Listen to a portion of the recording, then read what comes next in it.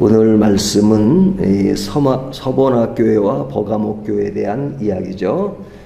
요한계시록이 이제 앞에 나오는 7교회를 거론하고 있는데, 어제가 에베소 교회, 오늘은 서머나 버가목교회 두 교회를 다루고 있습니다. 왜 어제는 한 교회를 다루다가 오늘은 왜 두 교회를 다루는가? 이 두 교회에 대한 비교가 있습니다. 그 비교 가운데 주는 메시지가 있습니다. 우리가 이제 요한계시록을 볼 때, 요한계시록은 이제 앞에 이제 교회 얘기가 나오고, 그 다음에 또 다른 이야기가 쭉 나오잖아요. 그러면 얘기가 이렇게 계속 진행되는 것 같은데, 사실은 요한계시록의 구조를 보면 이게 이제 나선형이라 그러죠. 이렇게 전체가 쭉 가는 내용보다는 이제 앞에 있는 교회 이야기가 요한계시록 얘기를 전체를 커버하는 겁니다. 전체를 커버합니다. 그리고 이제 교회 이야기가 나오고 다음 이야기 나오면 앞에 이야기들을 좀 더 업그레이드 해가지고 그리고 전체 이야기를 해요. 그리고 세 번째는 더 큰 이야기를, 더 세부적인 이야기를. 그래서 이게 이제 7단계로 이제 분류돼서 요한계시록은 1단계, 2단계, 3단계, 4단계 해서 7단계. 그래서 쭉 얘기가 진행되는 게 아니라 한 얘기로 완성이 되고, 두 번째 이야기는 첫 번째 이야기가 더 이렇게 증가되고 세부적인 이야기, 이렇게 이해를 하면 이제 앞에 나오는 7교회의 이야기는 그냥 앞에 30교회의 이야기가 아니라 요한계시록 전체를 커버하는 그런 이야기입니다. 자, 그런데 이제 이 두 교회가 어디에 있느냐? 사실은 이 교회들이 다 이제 근처에 모여 있습니다. 우리가 요한계시록에 그 계시를 쓴 그 요한이 지금 어디에서 썼다고 말씀하고 있죠? 반모섬에 에게가 이렇게 바다가 있잖아요. 거기에 이제 반모섬이라고 하는 조그마한 섬이 있습니다. 근데 그 바다의 섬이 이제 지금으로 말하면 터키형이잖아요. 근데 이제 터키인데 그 이렇게 쭉 위로 올라가면 제일 끝에 이제 육지가 나오면 거기가 이제 에베소가 있습니다. 그 에베소 주변으로 이렇게 원을 그리면 그 원 안에 7교회가 다 있어요. 그러니까 요한이 편지를 보내는 그 교회들은 바로 이제 그 지금으로 말하면 터키 지역에 있는 고 7교회를 에게 편지를 보낸 겁니다. 근데 이제 이 교회가 상징적인 교회가 아니라 실제 있었던 교회예요. 실제 있었던 교회예요. 왜 실제 있었던 교회를 강조하느냐? 요한계시록 전체 이야기를 보면 그 이야기가 상징적으로 봐야 되느냐 아니면 실제로 봐야 되느냐 하는 차이 때문에 신학적 그 다양성이 나와요.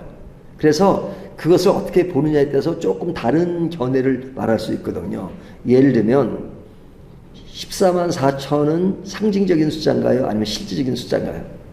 만약에 실제적인 숫자라면 14만 4천 명만 구원받는 거죠. 그렇죠? 근데 우리 크리스찬들이 14만 4천 명가 됩니까? 이 이단들이 보면 뭐 신천지나 이런 사람들이 그런 계시록 가지고 많이 얘기하잖아요. 자기네는 14만 4천만 구원받는다. 자기네 교회가 14만 4천이다. 근데 신천지도 14만 4천이 넘었다 그래요. 그러니까 지금은 어떻게 그것을 얘기해요? 자기들은 문자적으로 얘기하는데, 근데 이제 이런 것들은 이제 문자적으로 봐야 되는 것이고, 여기에 7교회는 그런 것은 상징적으로 봐야 되는 것이고, 여기 앞에 나오는 7교회는 진짜 문자적으로 봐야 되는 거예요. 실제 있었던 교회고 실제 일어난 일을 가지고 이야기하는 겁니다.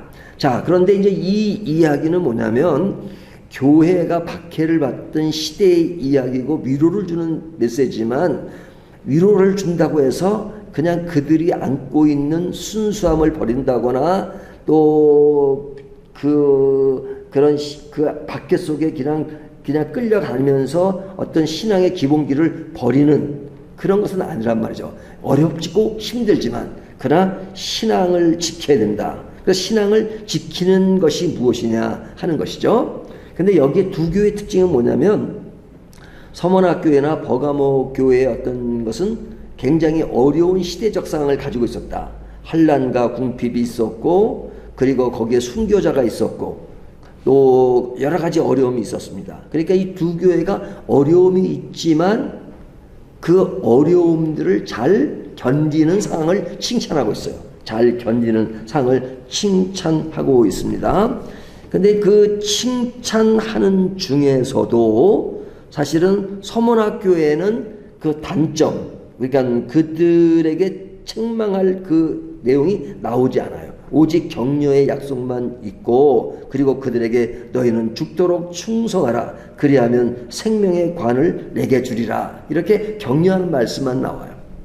근데 이제 뒤에 가면 버가모 교회 같은 경우도 그 당대의 어려움을 잘 견딘 교회지만, 그러나 너희에게 지적할 두어 가지가 있다 하는 이야기를 이야기하잖아요. 자, 그렇다면 이 교회가 어려움을 잘 견딘 것에 대해서는 격려를 하는데, 이제 앞에 교회는 그런 책망할 내용이 없고 뒤에 교회는 책망할 내용이 있다는 것을 비교합니다. 그러니까 너희가 아무리 박해받던 시대라 할지라도 교회는 순수함을 지키기 위해서 책망할 일이 없어야 된다 하는 전제를 두는 겁니다. 그래서 서문학교에는 책망할 것이 없는데 버가모 교회는 책망할 두어 가지가 있어요. 근데 그 두어 가지는 문제는 뭐냐면 교회 내부에서 일어난 일이에요. 교회 내부에서 일어난. 그러니까 밖에서 많은 박해가 있는 것에 대해서는 잘 견디었는데 교회 내에서 이루어지는 일을 못 견딘 거죠. 어느 교회가? 버가모 교회가. 그러니까 큰 것에서는 잘 이기고 있는데 작은 것에서 무너질 수 있는 이야기를 하는 거죠. 그러니까 이것은 우리가 살아가면서도 어떨 때는 큰 것들은 잘 견디면서도 작은 것에 넘어지는 경우가 있잖아요. 하지만 그 작은 것을 결코 무시할 수 없다 하는 것을 교훈하죠. 자, 그렇다면 이 버가모 교회가 가지는 그 두어 가지 문제점이 뭐냐? 여기에 보면 상징적으로 얘기합니다. 첫 번째는 뭐냐면 발람의 교훈은 이야기죠. 발람의 교훈. 여기 보면 14절. 그러므로 내게 두어 가지 책망할 것이 있나니 거기 내게 발람의 교훈을 지키는 자들이 있도다. 발람이 발락을 가리켜 이스라엘 자손 앞에 걸림돌을 놓아 우상의 제물을 먹게 하였고 또 행음하게 하였느니라. 처음에 뭐예요? 뭐에 대한 이야기예요? 발람에 관한 이야기죠. 발람에 대한 이야기가 기억나십니까? 발람은 이스라엘 백성들이 가나안 땅을 들어갈 때 이제 몇 년 동안 걸려서 가죠? 40년 동안 가다가 이제 거의 막바지에 왔을 때가 어디예요? 가나안 땅을 바라보는 땅이 모압 땅이잖아요. 모압 땅. 근데 이제 이 모압 땅에 거의 왔을 때 이 모압의 왕 발람이 아니라 발락. 그러니까 모압의 왕은 발락이에요. 발락이 이제 그 이스라엘 백성들이 이제 자기 쪽으로 오게 되는 것을 보고 굉장히 두려워합니다. 그럴 때 이 발람 선지자는 이방인이에요. 저 메소포타미아에 있는 그런 사람인데 이 사람이 오면서 이제 그 모압의 왕 발락을 만나게 됩니다. 그러니까 이 발람에게 이스라엘 백성들을 축복하고 그들을 격려하라는 메시지를 받았어요. 그런데 이 모압 왕 발락이 발람에게 이제 많은 것을 베풀면서 내가 가서 그 이스라엘 백성들을 저주하라 그럽니다. 그러니까 그 저주하라는 그 맥락에는 뭐가 있냐면 내가 그렇게 하면 너에게 많은 것을 보장하겠다 하는 그런 유혹이 있었단 말이죠. 근데 그 유혹에 끌려가요, 이 발람이. 그런데 이 사람이 가다가 누굴 만나요?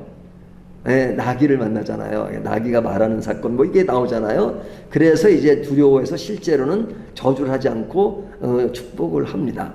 하지만 그걸로 끝나는 것이 아니라 다시 돌아가서 이제 발락에게 여러 가지 교훈을 하는데 너희가 이스라엘을 이렇게 끌려다니지 않고 하려면 너희가 미인계를 써라. 모압 여자를 보내고 그리고 그들에게 우상 숭배를 하게 하고 우상의 제물을 먹게 하라 하는 그 아이디어를, 정보를 그 발락에게 주죠. 그래서 이스라엘이 그것 때문에 그런 어려움을 겪게 되는 이야기가 발락과 발람의 사건이잖아요. 자, 그렇다면 이 발람이라는 사람은 어떤 사람이에요? 이게 중심이 없는 사람이죠. 중심이 없는 사람. 그러니까 요리 붙었다, 저리 붙었다. 그리고 아주 간사한 그런 모습인데 그 모습을 오늘 지금 이야기하고 있는 거죠. 그것이 버가모 교회에 있었던 버가모 교회의 그런 모습이, 그러니까 교회 안에서 이루어지는 그 문제에 대해서 그들은 어떤 순수성을 지키는 것에 있어서 그냥 상황에 따라서 교회 안에서 발람의 모습을 따라가는 그런 모습을 지적하는 겁니다.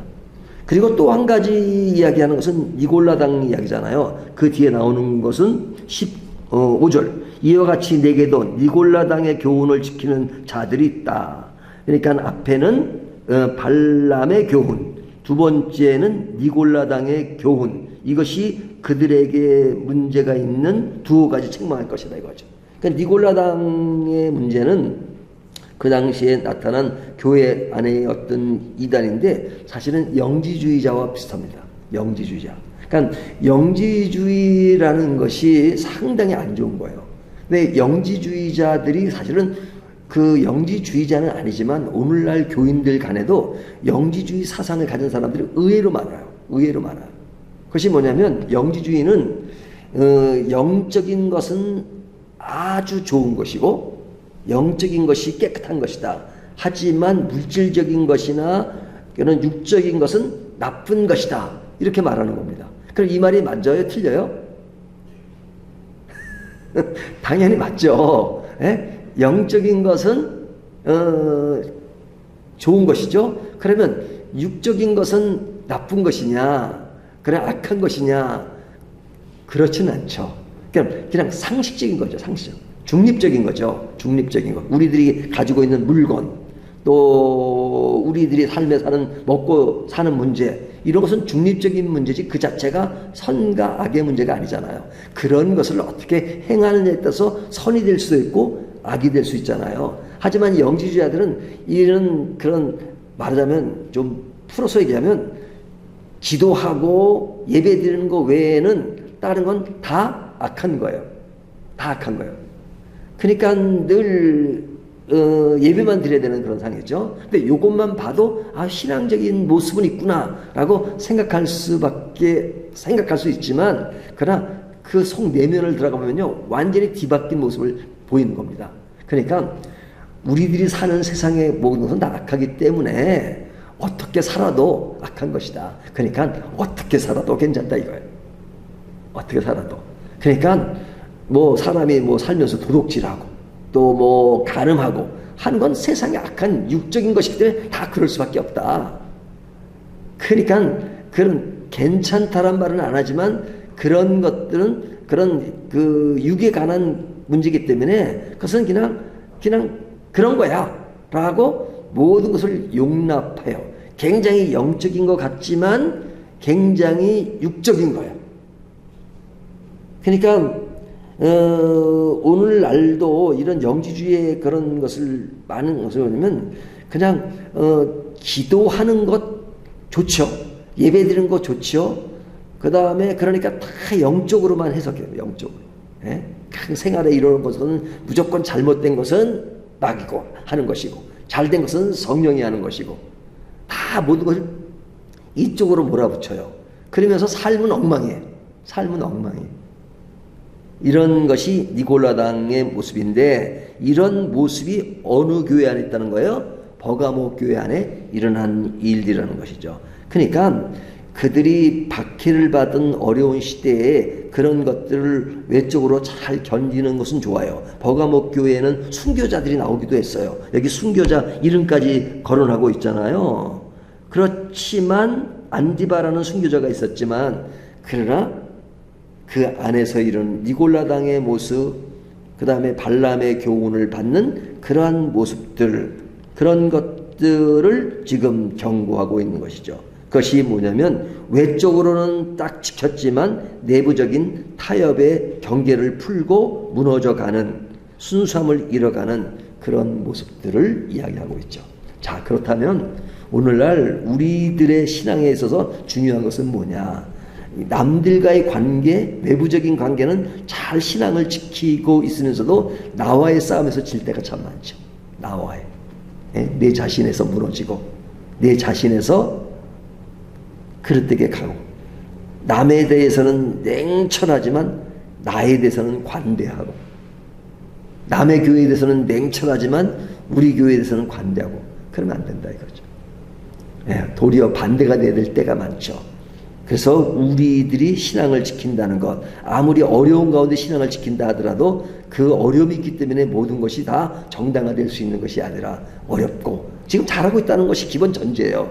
하지만 그렇다도 우리의 약간의 흠이 있는 것, 그것들을 그냥 큰 것을 잘 견디니까 괜찮아가 아니라 우리들에게 작은 것 하나도 우리는 결코 죄를 지어서는 안 된다는 그런 자세를 가져야 된다 이거죠. 죄를 안 질 수가 없죠.